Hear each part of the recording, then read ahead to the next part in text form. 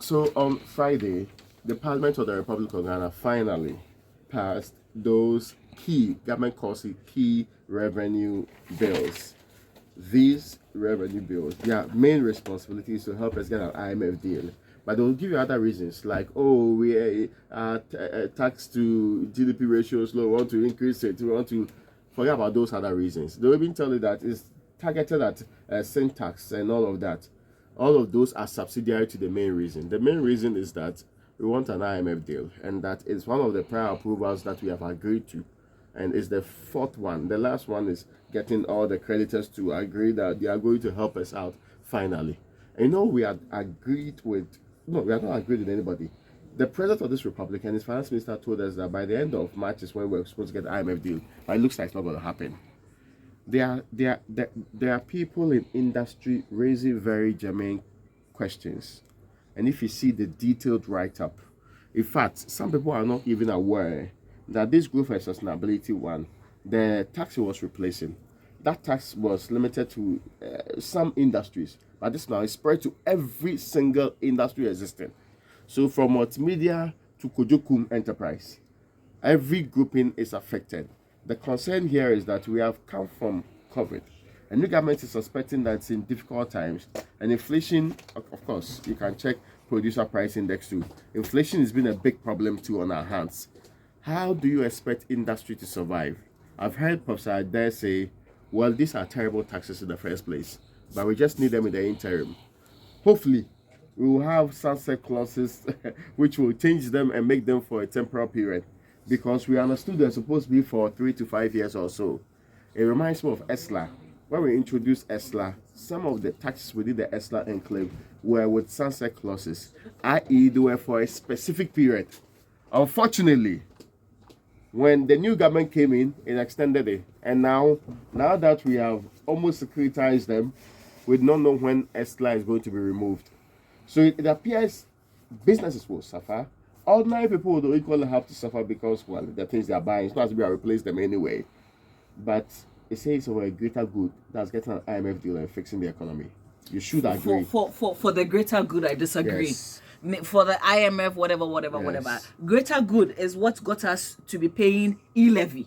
In fact, we started from, and I get emotional. Allow me to be this hyper, whatever. Because we were told that we will not go to IMF. Never.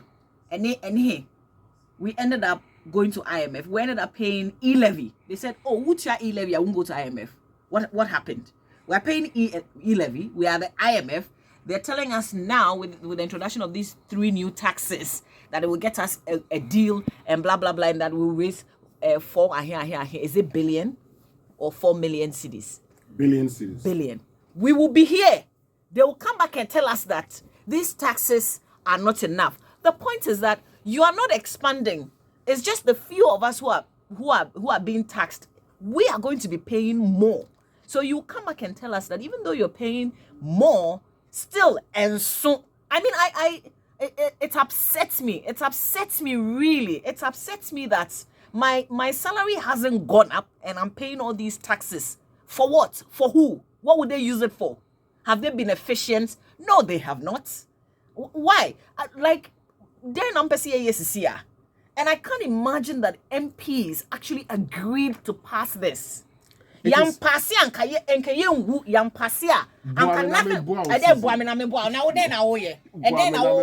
you made all the wrong decisions. Don't tell me that I contributed to those decisions. You made all the wrong decisions. You have no regret for the decisions that you made, and you're taxing me more. I'm just tired of it. Listen, to be honest with you, I'm looking for a way not to pay these taxes. That's what I'm doing now. Well, but if you fall into the income tax bracket, you will pay. Can't they give me my salary in an envelope? I am not sure. I'll ask I am not sure you fall in that bracket. No, but you know, Mamavi, the tabletop pay. Mamavi, the challenge really is that you may not be. To be honest, I'm a very patriotic citizen. No, but the challenge is that you may not be affected with the income tax bit. Because I'm not sure your salary falls in that. Are you sure? I'm not sure. I'm not sure. Yeah, I'm not sure she falls in that bracket. Okay, then that will be but you see, my concern is with the excise. My concern is with the growth and sustainability ones, because you're making them pay more. You're making them pay more. Okay, you're making them pay more taxes to you. And already the beverage sector is struggling.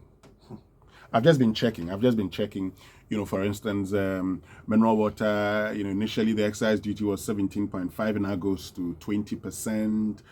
Look, these people are going to struggle. And it saddens me that in all of these conversations, nothing is said about a reduction in expenditure. It's like the it's only we that are supposed to suffer. The government is not prepared to take any cut in its expenditure. Not to be discussed it, actually. Yes, and that for me is the most worrying. The fact that we think that we're going through problems. And here I am saying that, because of the times we find ourselves, I've even stopped advocating the construction of my road. But government is bent on spending the same money. They can do the job with it. Yes. So, you see, this is what I see. And, we've talked about fiscal populism.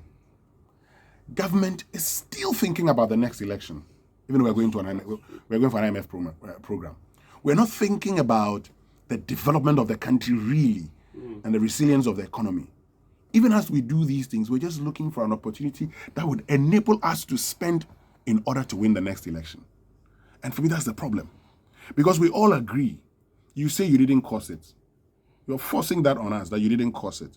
Experts disagree. This morning we just played a sound from Rwanda that, former president of the AFDB seems to suggest that there's a country in West Africa that is going back to the IMF again. And this country did all the wrong things. Massive borrowings and everything. And we were warned. We knew the problems. And because our economy was not resilient, we were hiding behind commodity prices to say we're doing so well. We're exposed big time. Unfortunately, we never learn our lessons. And look, don't be surprised, Raymond. One of the things I realized having discussions with some former finance ministers is that, you go and tell them you do it for 2 years. Tell them you do it for 2 years. After the 2 years, you renew it.